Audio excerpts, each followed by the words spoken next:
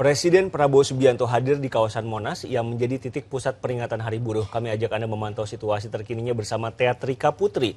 Tea, apa saja yang disampaikan Prabowo kepada para massa buruh?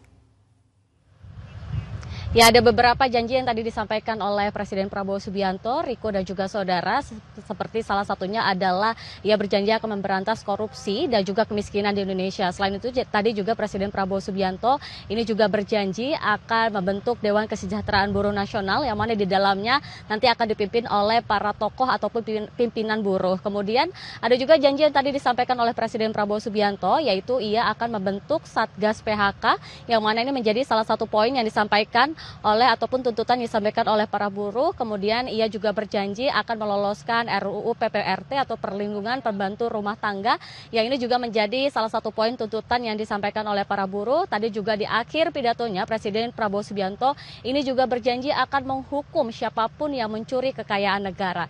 Hal itulah atau poin-poin itulah yang tadi disampaikan oleh Presiden Prabowo Subianto dalam pidatonya di hadapan para buruh. Tadi sekitar pukul 11.30 waktu Indonesia Barat, Presiden Prabowo Subianto ini sudah meninggalkan Monas. Tadi sebelum meninggalkan Monas, ia juga sempat menyalami atau bersalaman dengan massa buruh yang hadir di Monas dan juga bersuah foto.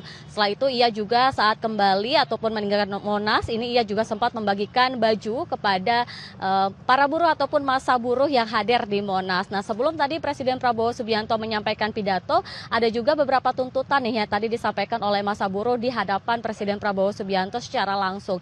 Yang mana ada 6 poin tuntutan. Yang pertama adalah ingin menghapus outsourcing, kemudian mereka juga meminta kenaikan upah layak, lalu para buruh ini juga meminta pembentukan Satgas PHK.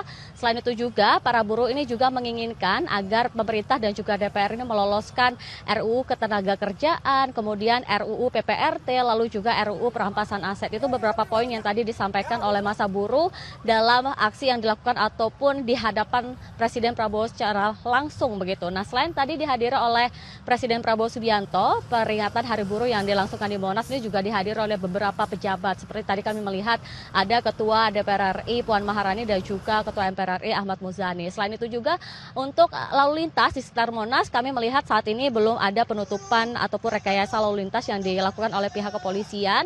Namun dari pihak kepolisian ini tetap mengimbau masyarakat untuk menghindari titik-titik krusial hingga sore hari nanti.